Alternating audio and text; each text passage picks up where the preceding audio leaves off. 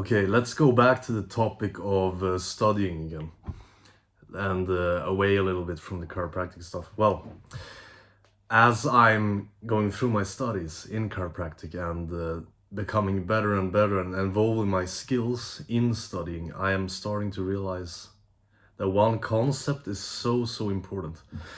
It's a concept that a teacher described to me in the beginning of the studies, and I think without it, I would have been so lost, and it would have been so difficult for me to learn so much information and learn so many new things, which I feel like I have managed to do quite well. I think it's truly one of the most important things in regards to studying and learning new things and learning a lot of information in a short amount of time. So the concept here is sometimes start with stupidly simple things. Do the bare minimum and do it very well. What do I mean with this? First of all, what will this do to your studying? What will happen? What will happen is that you will totally remove procrastination and you will remove the feeling of being overwhelmed. I think something that sets the barrier for so many students is the feeling of being overwhelmed and therefore not starting. Because if you see this material, you'll have 1,000 books, 10,000 of pages, so much information that you need to get into your head for an exam that is in 3 months' time. You feel so overwhelmed, there is so much to do that you don't even start. Then you procrastinate until 1 week before the exam and it's too much and you fail. So really what this teacher taught me is to always start from the basics. Always start from the basics and build detail on this.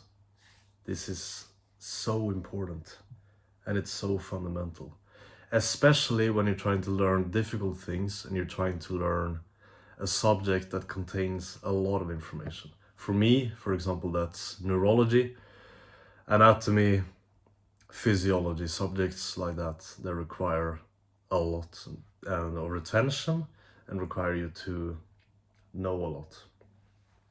So let me give you an example of how this might look. Let's say I need to learn something new, a new process in the body that happens. There's a lot of steps involved, a lot of different structures, a lot of detail, a lot of different segues to different points of the concepts. If I learn 3 different things that are the very basics, I can add to this. And what I can do this first time learning the subject, the first time I'm sitting down, I put a timer, not a long session, 30 to 40 minutes.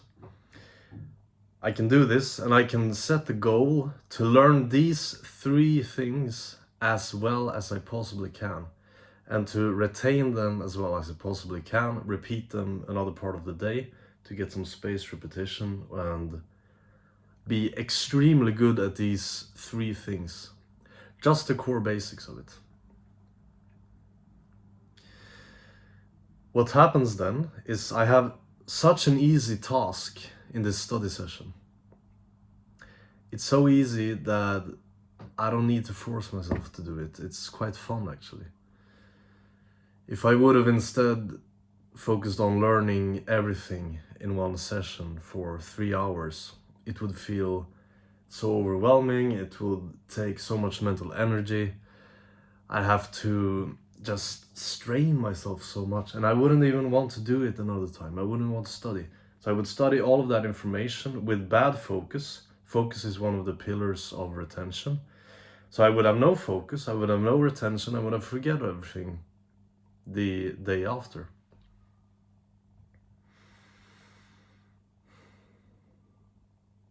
So if we give a practical example of this from my studies, for example, learning the leg, more specifically the thigh, which is the part of the leg that's closer to the trunk.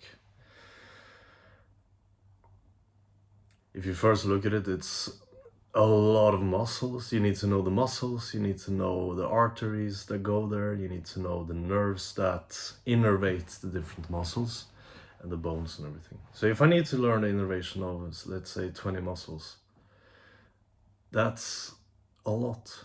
There's weird names, there are weird connections, there are weird nerves that innervate them. So if I see that, and then my teacher explains, okay, we have the thigh, and we have 3 compartments of the thigh. There's an anterior, a medial, and a posterior compartment. And they are grouped, and they perform similar functions, and they are innervated by similar nerves. Now I can say, okay, I have a study session now. I'm gonna focus on learning the fact that there are 3 compartments of the thigh. I'm gonna learn a couple of muscles, the main muscles in each compartment. And I'm gonna learn them very, very well. And really hammer in this fact and actively recall it and repeat it until it's automatic. Now, next time when I study, I know automatically we have an anterior compartment, medial compartment, posterior compartment. I'm gonna add detail on every one of them. I can learn that for example, the femoral nerve supplies most of the anterior compartment. All of a sudden, I've unlocked like 6, 7 different muscles that are innervated by the anterior compartment. I know that the sciatic nerve innervates the posterior compartment. We have like 8 muscles there or something. I don't have the exact number in my head, but all of those 8 muscles, let's say, I have learned the innervation for all of them because I know the compartment that they are in very, very well and very much by heart. So you see how this just adds into a compound effect, and you just keep doing this with everything, with every subject, with every individual part of every subject, and everything will slowly come together. Because if you first start by trying to learn something and you know nothing and you have no idea and it seems so complicated and detailed and so much information, like it did for me when I started like a year ago. But this really hit home to me as well, starting from the basics. Going into a new study session and not having a big goal, having only a small goal for a short time to learn the very basics of that subject and learn it very, very well so you can add on to that and everything will become easier. Trust me.